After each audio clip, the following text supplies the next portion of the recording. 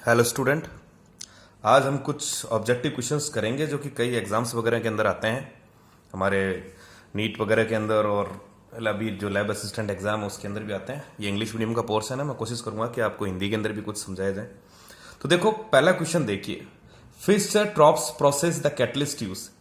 पहले क्वेश्चन में ये पूछा गया है कि फिशर ट्रॉप्स प्रोसेस है उसमें कौन सा कैटलिस्ट यूज किया जाता है। देखो बच्चों, मैं आप लोगों को बता दूं कि जो फिशर ट्रॉप्स जो मेथड है वो एक्चुअल में एक पेट्रोलियम का अल्टरनेटिव फाइंड आउट करने का एक प्रोसेस है, यानी पेट्रोल का अल्टरनेटिव। जैसे कि आप जर्मनी और इंग्लैंड के अंदर देखें तो वहां कोई नेचुरल रिसोर्स नहीं है पेट्रोलियम का, तो वो क्या करते हैं, कोल वहां अच्छा है तो कोल प्रोडक्ट से हम पेट्रोलियम या गैसोलीन प्राप्त करने की जो प्रोसेस है उसके अंदर हमारे के अंदर एक ट्रॉप्स प्रोसेस भी है। तो उसमें carbon monoxide plus H2 which is known as a water gas, इसको हीटअप किया जाता है। एक्सिस, इसके अंदर एक्सिस ऑफ H2 लिया जाता है। इसके अंदर जो कैटलिस्ट यूज किया जाता है वो यूज किया जाता है हमारे पास कोबाल्ट। ठीक है, तो मेरे हिसाब से ये पहली चीज आ गई होगी समझ में। The Fischer Tropsch process, the catalyst use is cobalt which has the maximum carbon content. अब कार्बन कंटेंट की बात चली है तो देखो, पहले हम बात करते हैं बिटुमिनस में। तो बिटुमिनस में जो हमारे पास है वो होता है, जो कार्बन कंटेंट होता है वो होता है 70%। ठीक है, फिर नेक्स्ट हमारे पास एंथ्रासाइट। एंथ्रासाइट के अंदर सबसे ज्यादा कार्बन कंटेंट होता है जो कि होता है 90%। और पीट के अंदर हमारे पास 10 to 15 होता है, लिग्नाइट के अंदर हमारे पास 40% होता है। तो इस हिसाब से मैक्सिमम कार्बन कंटेंट हुआ किसके अंदर, बी, यानी एंथ्रासाइट के अंदर। ठीक है, the name AK33X is use for, वैसे मैं बता दूं ये हमारे पास एक फैक्चुअल क्वेश्चन है, वैसे भी पता हो तो मैं बता देता हूं। ये एक तरह का क्या है, ये एक एंटी नॉकिंग कंपाउंड है। ठीक है, this is an anti knocking compound. ठीक है, अब नेक्स्ट चलते हैं अपने। Abel's apparatus is use for the determination of किसके, flash point, boiling point, ignition temperature, freezing point. तो मैं आपको जानकारी के लिए बता दूं, ये हमेशा फ्लैश पॉइंट के लिए यूज किया जाता है। The main constituent of CNG gas, main constituent of CNG gas जो कि क्या होता है बच्चों, सीएनजी गैस का मेन कॉन्स्टिट्यूएंट है हमारे पास मीथेन। ठीक है, ध्यान में रखना इसको, ऑब्जेक्टिव क्वेश्चन है। Crude oil rich in cycloalkane is called, crude oil is actually oil is rich in, किसका होता है अधिकतर हमारे पास, सोचिए और बताइए। Crude oil is rich in cycloalkanes, तो एल्केन्स है तो हमारे पास क्या हो गया, पैराफिनिक। ठीक है बच्चों, सिक्स्थ नहीं, सिक्स्थ का हमारे पास एस्फाल्टिक इज द आंसर।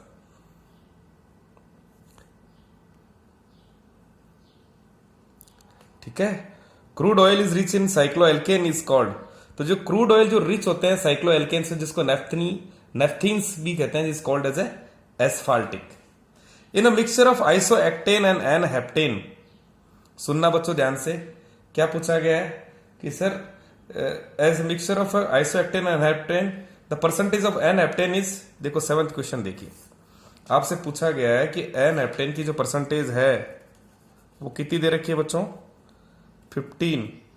तो ऑक्टेन नंबर बताइए, ऑक्टेन नंबर पूछा है। तो देखो मैं आपको बता दूं ऑक्टेन नंबर है क्या। ऑक्टेन नंबर से हम किसी पेट्रोल की क्वालिटी चेक करते हैं। It's generally use to measure petrol quality.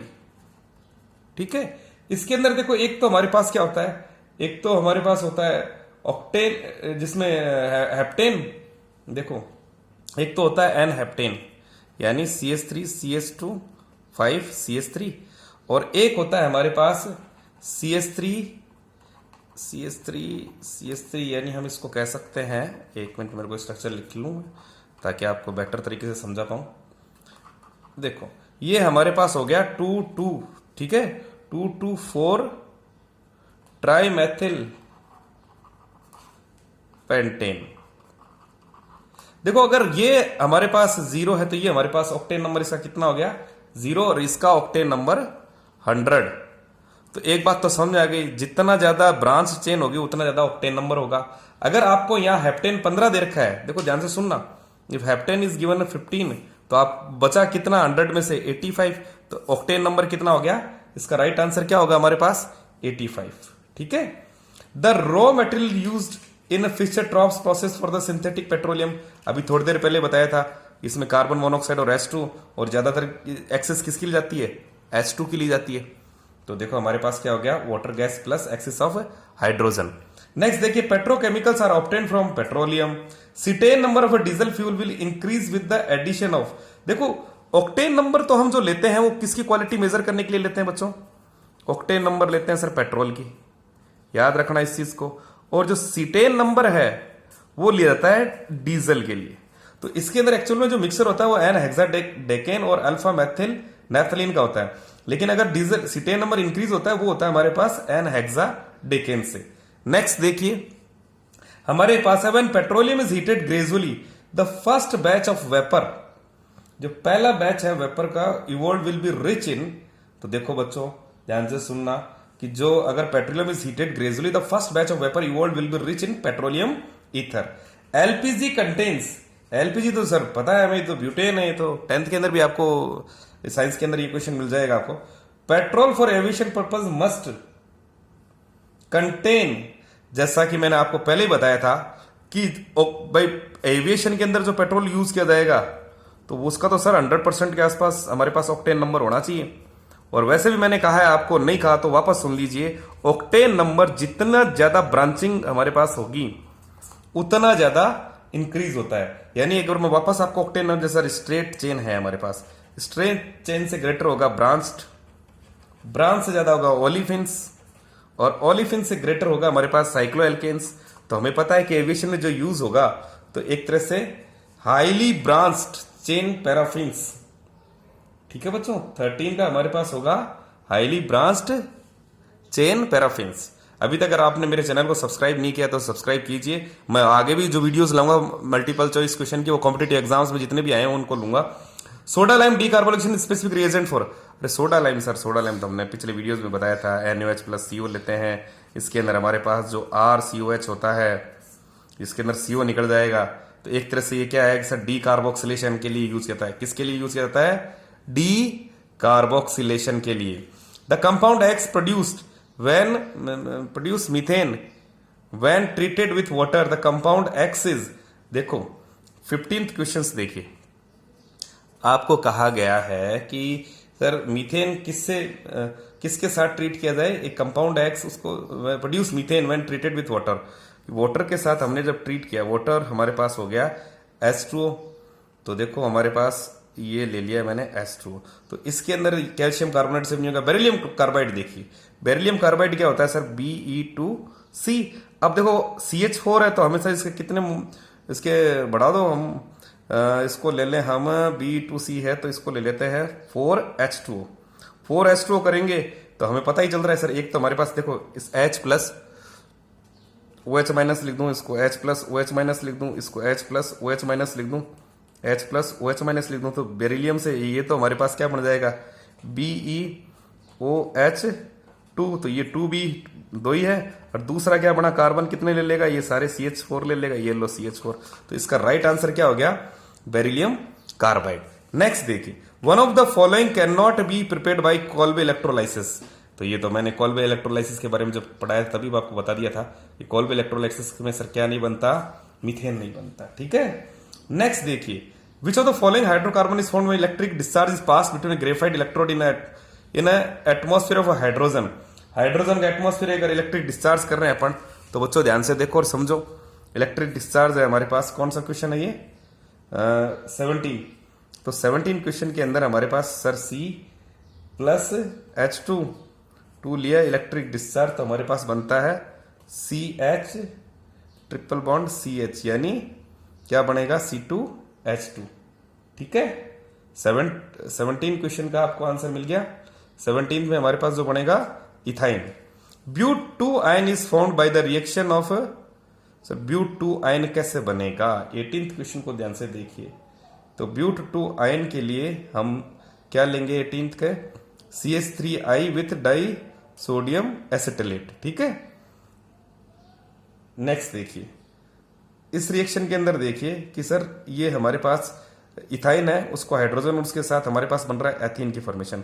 इसके अंदर हम लेते हैं P2 कैटलिस्ट। P2 कैटलिस्ट क्या होता है, देखो P2 कैटलिस्ट हम कहते हैं निकल बोराइड को, Na2B। निकल बोराइड के अंदर जैसे अगर हमारे पास हमने ये चीज ली निकल बोराइड, तो हमारे पास निकल बोराइड को ही हम क्या कहते हैं, P2 कैटलिस्ट, ठीक है, generally use for hydrogenation, ethyne से एथीन। नेक्स्ट है indicate the expected structure of organic product one ethyl magnesium bromide is treated with heavy water. तो देखो बच्चों ध्यान से देखना और समझना, हैवी वाटर है तो हैवी वाटर के अंदर क्या हो गया सर, D+OD माइनस, अरे D2O ही तो होता है, ठीक है। अब हमारे पास दूसरा क्या है सर, एथिल मैग्नीज यानी ग्रिग्नार्ड रिएजेंट CH3CH2MgBr। अब CH3CH2MgBr है तो मेरे हिसाब से आपको पता चल ही रहा है सर, इस पे चार्ज कौन सा होगा, इस पे चार्ज होगा पॉजिटिव, इस पे चार्ज होगा नेगेटिव। अब सोचो यहाँ पे क्या बनेगा सर, प्रोडक्ट साफ ही दिख रहा है CH3CH2D, और ये हो जाएगा MgOD, क्योंकि Mg पर पॉजिटिव चार्ज है, नेगेटिव ले लेगा, Br उसके पास है ही।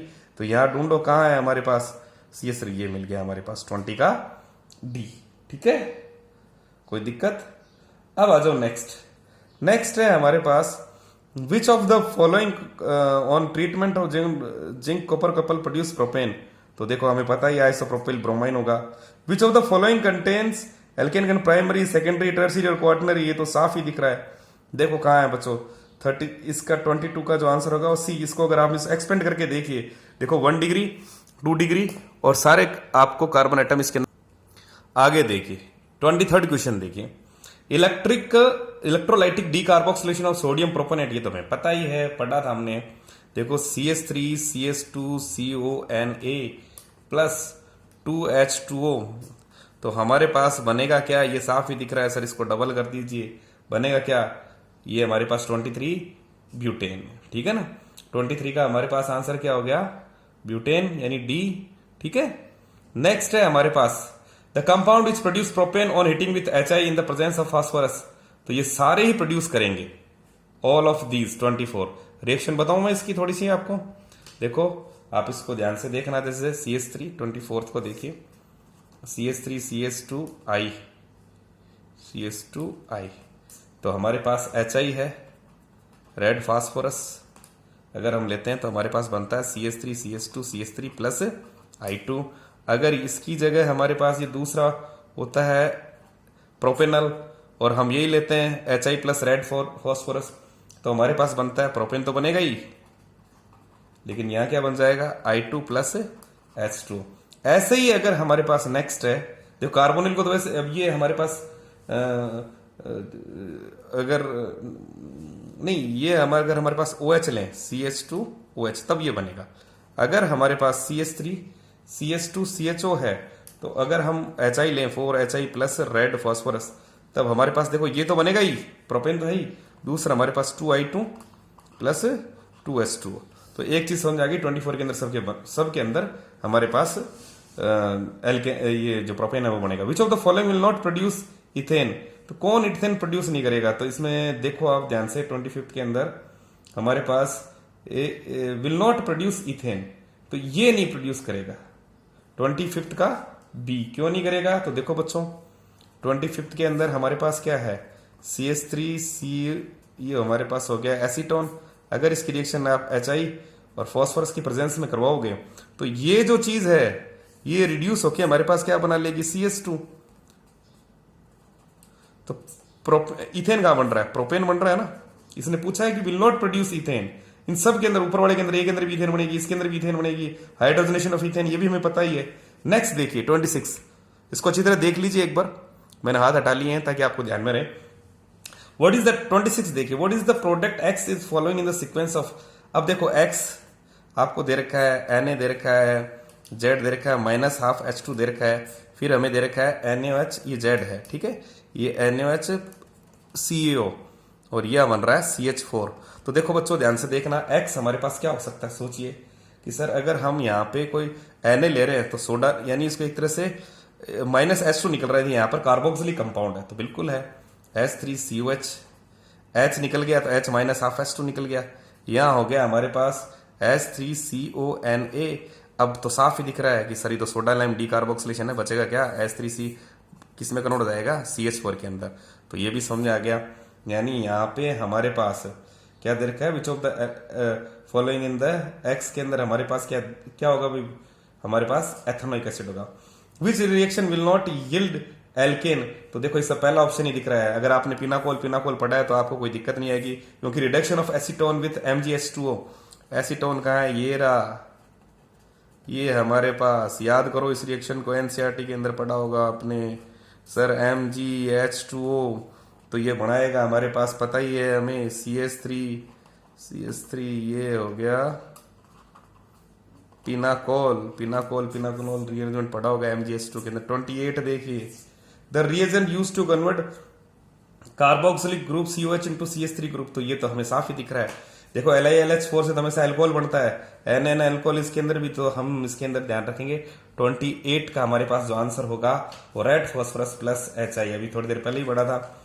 इन द रिएक्शन, इसमें देखो BrCH2 प्लस जिंक, फिर Y दे रखा है, तो साफ ही पता चल रहा है कि सर इसके अंदर हमारे पास जो बनेगा वो एथीन बनेगा, क्योंकि ये दोनों चीज हट जाएंगी। ZnBr2, यहाँ ZnBr2 बन गया तो हमारे पास CH2 डबल बॉन्ड CH2 ही तो होगा यहाँ पे। नेक्स्ट देखिए, नेक्स्ट है हमारे पास reaction of alkane with halogen is explosive, sir explosive की बात हो रही है। Fluorine, which of the following is use for artificial ripening of, artificial, ये तो बायो के अंदर भी पढ़ रखा है हमने, आपने देखा होगा कि इसके अंदर हमेशा एथीन यूज किया जाता है, C2H4, ठीक है। The reagent required to convert 1,2 dichloropropane to propyne, कौन सा रिएजेंट यूज होता है, डी भाई, किसने 1,2, पहले देखो दोनों हेलोजन हट जाएंगे, उसके बाद NNS2। The product formed in the above reaction, देखो ये H3PO2 जब भी लिया जाता है तो ये एक तरह से इसको रिमूव कर देता है N2Cl को।